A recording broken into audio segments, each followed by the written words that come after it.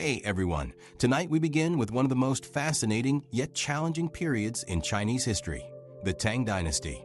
From 618 to 907 CE, this was China's golden age of culture, trade, and prosperity.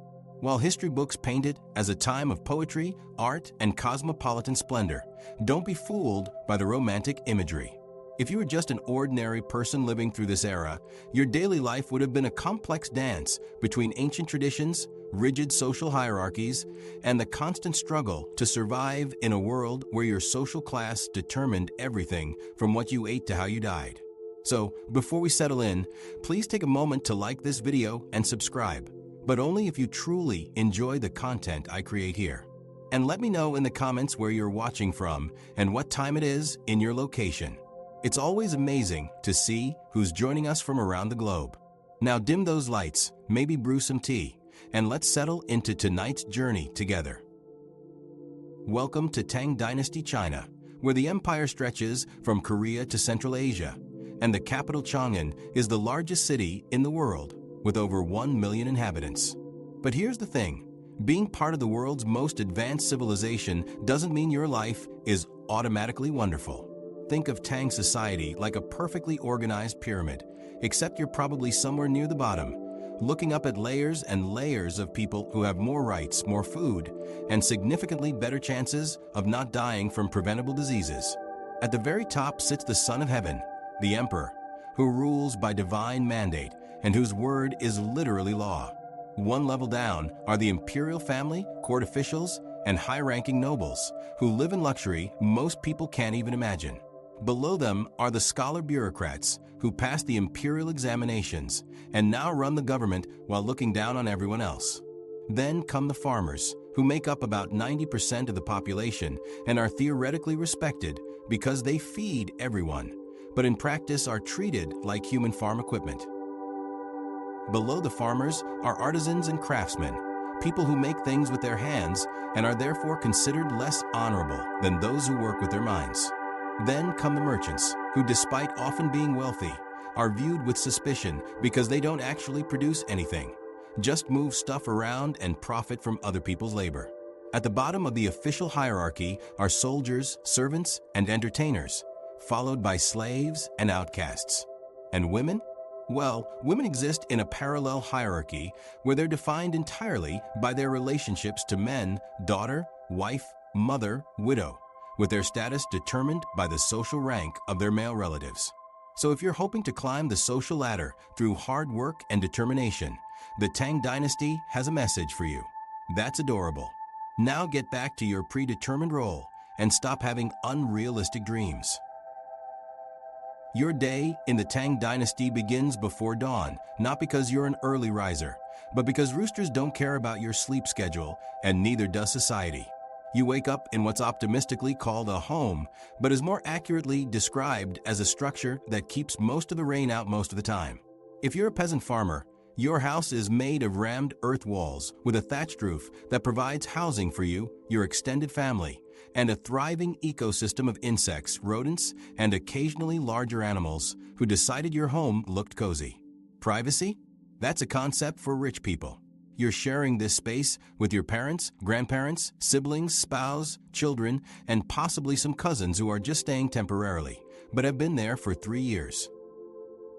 The first thing you do upon waking is check if you're still alive, a reasonable precaution in an era where medical knowledge consists of balance your humors and maybe try some herbs. Next, you perform the morning ritual of filial piety, which involves bowing to your ancestors' memorial tablets and hoping they're pleased enough with your devotion to not haunt you today. In the Tang Dynasty, ancestor worship isn't just spiritual insurance, it's social necessity. Fail to properly honor your dead relatives, and living relatives will make your life miserable. Show insufficient respect to your elders, and you could face legal punishment. The government takes filial piety so seriously that it's literally part of the law code. Now comes the daily fashion dilemma that could literally get you killed.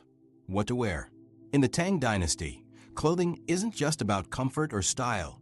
It's a legal requirement that announces your social status to the world. Sumptuary laws dictate exactly what colors, fabrics, and styles you're allowed to wear based on your rank. Wear something too fancy for your station, and you're breaking the law. Wear something too shabby, and people will assume you're a criminal or beggar. Purple and bright yellow? Reserved for the imperial family and high officials. Silk with elaborate embroidery? Only for the wealthy. Cotton or hemp in dull colors? That's for you, peasant, and you'd better be grateful for it. If you're a woman, your clothing choices are even more restricted. The Tang Dynasty is relatively liberal compared to later periods. Women can actually show their faces and even ride horses. But your outfit still needs to communicate that you're a respectable, modest person who knows her place.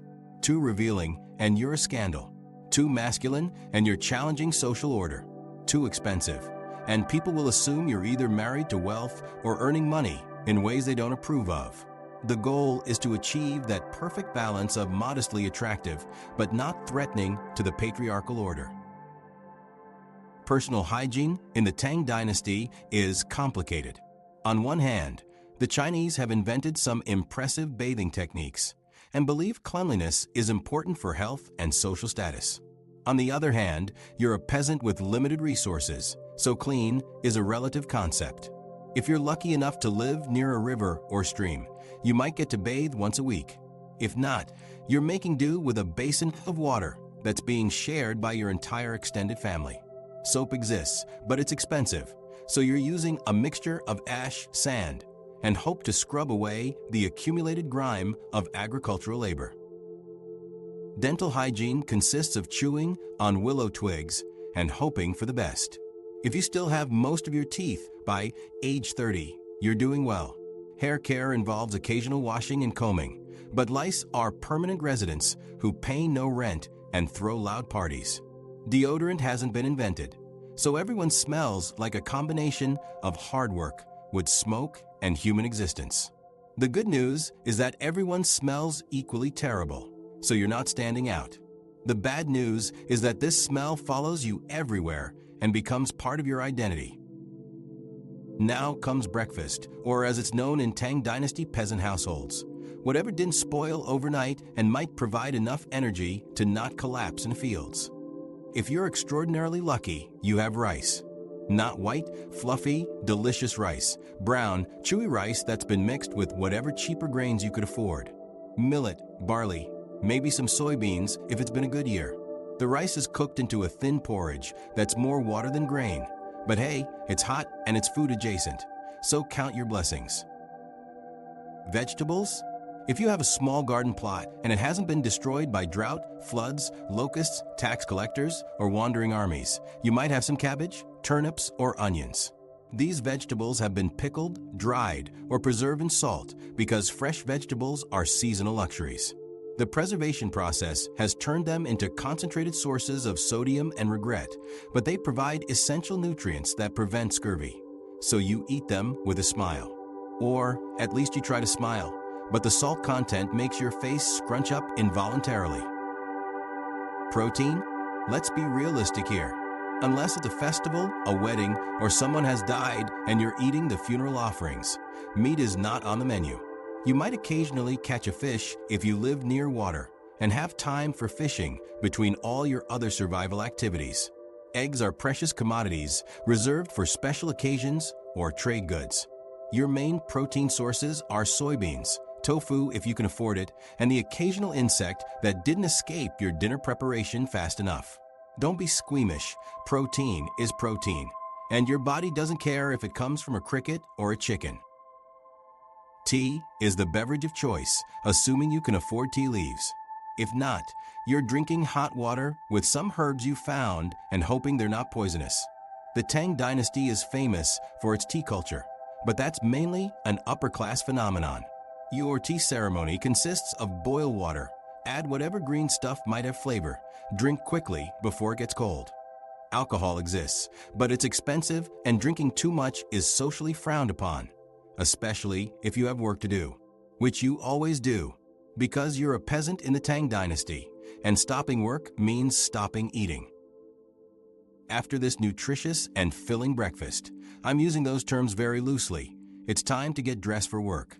And by get dressed, I mean put on the same clothes you wore yesterday, because you only own one set of work clothes, and washing them too frequently will make them fall apart faster. Your work outfit consists of rough hemp or cotton garments designed for durability rather than comfort. Comfort is a luxury for people who don't spend 12 hours a day bent over in rice fields or hauling water from distant wells. If you're a farmer, which statistically you almost certainly are, your work day begins with a walk to your assigned plot of land. Notice I said assigned, not owned.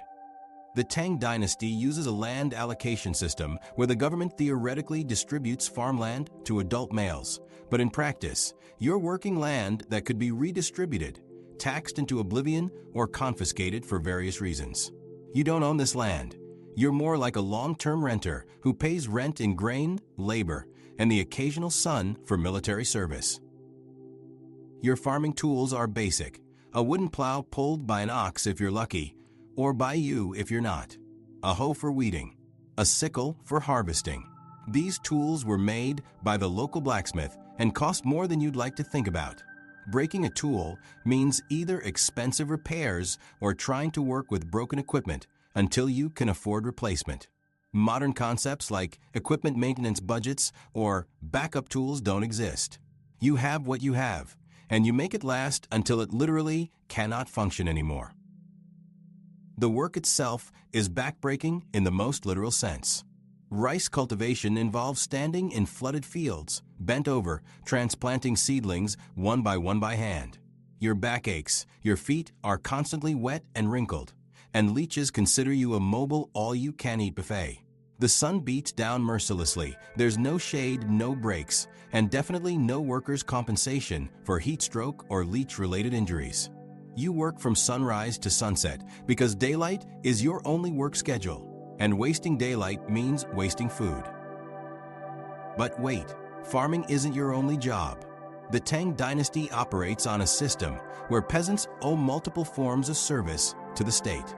There's agricultural tax paid in grain, labor tax, where you work on government projects for free, and military service, where young men are conscripted for border defense. So when you're not farming your assigned land, you might be conscripted to build roads, dig canals, or construct government buildings. This is called corvée labor, which is a fancy term for unpaid government work that you can't refuse. If you're a woman, your workday is equally demanding but different. You're responsible for managing the household, which includes cooking, cleaning, childcare, textile production, and helping with farming during busy seasons. You're also expected to produce and raise the next generation while maintaining perfect virtue and obedience. Textile work is particularly important. You're spinning thread, weaving cloth, and making clothes for your family. This isn't a hobby. It's essential production that supplements your family's income and provides necessary goods. Let's talk about the tax system, because nothing says fun Tang Dynasty experience like having most of your production confiscated by the government. The tax system is theoretically fair and proportional, but in practice, it's designed to extract maximum value from peasants while ensuring the ruling class lives comfortably. You pay land tax in grain, household tax in cloth or money, and labor tax in actual workdays. Miss a tax payment, and you face penalties, imprisonment, or having your land allocation revoked. The beautiful part about Tang Dynasty taxation is that it's collected multiple times by different levels of government. Local officials take their cut, provincial governors take theirs, and the central government takes the largest portion. By the time everyone has taken their fair share, you're left with just enough grain to survive until next harvest, assuming next harvest isn't affected by drought, floods, locusts, or any of the other natural disasters that regularly destroy crops. Around midday, you get a break for lunch, which is basically the same as breakfast, but slightly smaller because you need to save food for dinner. You eat quickly in whatever shade you can find, usually none, and then get back to work. The Tang Dynasty doesn't recognize concepts like lunch hour or adequate break time. You eat when you can, rest when you must, and work until your body gives out or the sun goes down, whichever comes first. If you live in Chang'an or another major city, your daily experience is different, but not necessarily easier. Cities are exciting centers of trade, culture, and opportunity, but they're also crowded, noisy, and expensive. The streets are narrow and unpaved, filled with people, animals, carts, and waste. Open sewers run along side streets, creating aromatic experiences you never quite get used to. Housing is expensive and cramped, with multiple families sharing small spaces. Privacy is a luxury few can afford. Urban workers have specialized jobs, artisans, shopkeepers, laborers, servants, but they're still subject to the same social hierarchy and government control as rural peasants. Guild systems regulate trade and production, ensuring quality, but also limiting competition and innovation. You can't just decide to become a blacksmith or cloth merchant. You need to be accepted into the appropriate guild, serve an apprenticeship, and follow strict rules about how business is conducted. Markets are vibrant and diverse, especially in major cities, where Silk Road trade brings exotic goods from Central Asia, India, and beyond. You can see merchants selling spices, silk, precious metals, and luxury items. But here's the catch: you can look, but you probably can't afford anything beyond basic necessities. These markets showcase the wealth and sophistication of Tang civilization, but they also highlight the enormous gap between rich and poor. Religion plays a major role in daily life, with Buddhism, Taoism, and Confucianism all influencing social norms and personal behavior. Temples provide social services, education, and community gathering spaces. However, religious practice costs money: donations to temples, payment for ceremonies, contributions to festivals. Even your spiritual life reminds you of your economic limitations. You might want to make generous offerings to ensure good karma, but you also need to eat next week. Education is theoretically available through the imperial examination system, which allows talented individuals to rise through merit rather than birth. In practice, education requires time and money that peasant families don't have. While your son might be brilliant enough to become a scholar official, you need him working in the fields to help feed the family. Education is a luxury that might pay off in the future, but your family needs to survive today. As evening approaches, you finally head home from whatever combination of farming, labor service, and survival activities have filled your day. The walk home gives you time to contemplate your achievements. You survived another day without starving, being arrested, or dying from exhaustion. In the Tang Dynasty, this counts as a successful day. Your standards for good day have been calibrated by harsh reality. Dinner is, unsurprisingly, similar to breakfast and lunch, but with even smaller portions because you need to save food for tomorrow. If it's been a particularly good day, you might have caught a fish or found some wild vegetables to supplement the usual grain porridge. Special occasions, festivals, births, deaths, marriages merit slightly better food, but even then, feast is a relative term when your normal diet consists of whatever prevents starvation. Evening entertainment in the Tang Dynasty depends entirely on your social class and location. If you're wealthy and urban, you might attend poetry readings, musical performances, or social gatherings. If you're a peasant, your entertainment consists of sitting down without working and talking to your family about something other than survival. Storytelling is popular because it's free, but even that requires energy you might not have after 14 hours of manual labor. The Tang Dynasty is famous for its poetry, art, and cultural achievements. But these cultural treasures are primarily created by and for the educated elite. Li Bai and Du Fu write beautiful poems about nature and human experience, but they're not writing about the daily reality of rice farming or textile production. High culture exists in a different world from daily survival, and that world is largely inaccessible to ordinary people. As night falls, you prepare for sleep, which means lying down on a thin mat or simple bed and hoping nothing goes wrong during the night. Security is a constant concern. Bandits, thieves, and various forms of violence are regular threats. You barricade your door as best you can and listen for unusual sounds. Sleep is light and interrupted because deep sleep is a luxury you can't afford in an unpredictable world. Before sleep, you perform evening prayers and ancestor veneration, thanking your ancestors for protecting you through another day and asking for their continued support. This isn't just spiritual practice, it's psychological necessity. Believing that your ancestors are watching over you provides comfort in a world where you have very little control over your circumstances. Faith becomes a survival tool as much as spiritual practice.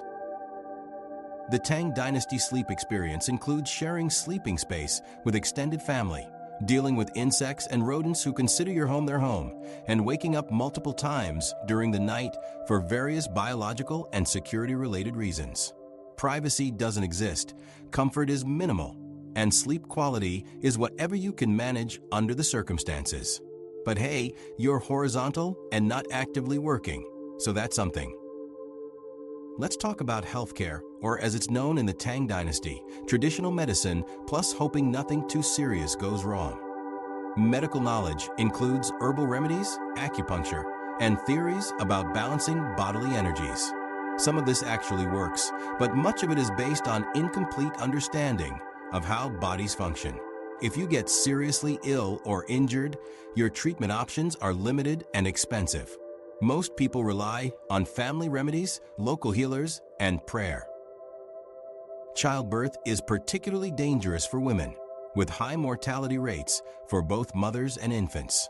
Midwives provide assistance, but medical intervention options are limited. Having children is economically necessary. They provide labor and old age security, but also physically risky. Women face this risk repeatedly throughout their reproductive years because family planning consists of have children and hope most of them survive to adulthood. Life expectancy in the Tang Dynasty is significantly shorter than modern standards. If you survive childhood diseases, you might live to see 40 or 50 if you're lucky and don't die from injury, illness, or violence. This shorter lifespan affects everything: career planning, family decisions, and daily priorities. You don't have the luxury of long-term thinking because long-term might not exist. Weather and natural disasters play huge roles in daily life because you have no protection against them. Droughts destroy crops and cause famine. Floods wash away homes and fields. Earthquakes collapse buildings. Locusts eat everything edible. Your survival depends heavily on weather patterns and natural events completely beyond your control. Modern concepts like disaster relief, insurance, or emergency services don't exist. Transportation is limited to walking, riding animals if you can afford them, or traveling by boat on rivers and canals. Long-distance travel is expensive, dangerous, and time-consuming. Most people never travel more than a few miles from where they were born. The world is vast, but your personal world is small and local. Information travels slowly, and news from distant places might be months old by the time it reaches you. Social mobility exists in theory through the imperial examination system, military service, or commercial success, but in practice, most people remain in the social class they were born into. The examination system favors those who can afford education. Military advancement requires surviving multiple wars. Commercial success requires capital investment most people don't have. Social mobility is possible, but statistically unlikely. Legal system in the Tang Dynasty is sophisticated, but heavily biased toward maintaining social order and protecting the interests of the ruling class. Laws are detailed and comprehensive, but justice depends heavily on your social status. Punishments are harsh and often physical: beatings, exile, forced labor, or execution. Legal representation doesn't exist. You're expected to navigate the system yourself and hope for mercy. Economic opportunities are limited by guild systems, government regulations, and lack of capital. You can't just start a business or change careers on a whim. Economic activity is heavily regulated and controlled. Innovation is discouraged because it disrupts established systems. Your economic role is largely predetermined by birth, family connections, and social circumstances rather than personal ambition or capability. Let's discuss some survival strategies for ordinary Tang Dynasty life. First, master the art of invisible compliance. You want to be noticed, just enough to avoid being labeled as lazy or rebellious, but not so much that you attract unwanted attention from authorities. Pay your taxes on time, fulfill your labor obligations, show proper respect to superiors, but don't stand out as either exceptionally good or exceptionally bad. Second, develop multiple survival skills. Don't rely on just one source of income or food. Learn farming, crafts, trade, and any other skills that might help during difficult times. Diversification isn't just smart. It's essential when your survival depends on adapting to changing circumstances. Be prepared to switch between different types of work as opportunities and necessities change. Third, build and maintain social networks. Your extended family, neighbors, and community connections are your social safety net. Help others when you can, and they might help you when you need it. Social isolation is dangerous because you need allies to survive difficult times. Participate in community events, maintain good relationships, and remember that mutual aid is survival strategy. Fourth, practice strategic frugality. Save resources when possible, but don't hoard to the extent that you appear wealthy and become a target. Learn to make things last, repair rather than replace, and find creative uses for everything. Waste is a luxury you can't afford, but appearing too prosperous can be dangerous. Fifth, understand and work within the system rather than fighting against it. The Tang Dynasty social and political system is larger and more powerful than any individual. Direct confrontation is suicide. Learn the rules, find legitimate ways to improve your situation, and remember that survival is more important than pride or principles. Work within the system while protecting yourself and your family. Most importantly, remember that in the Tang Dynasty, success is measured differently than in modern times. Success means surviving another day, keeping your family fed, maintaining your health, and avoiding serious trouble with authorities. It means fulfilling your social obligations while preserving your dignity and humanity. It's not about achieving greatness or changing the world. It's about sustaining life under challenging circumstances. The Tang Dynasty represents one of China's golden ages, with remarkable achievements in poetry, art, technology, and governance.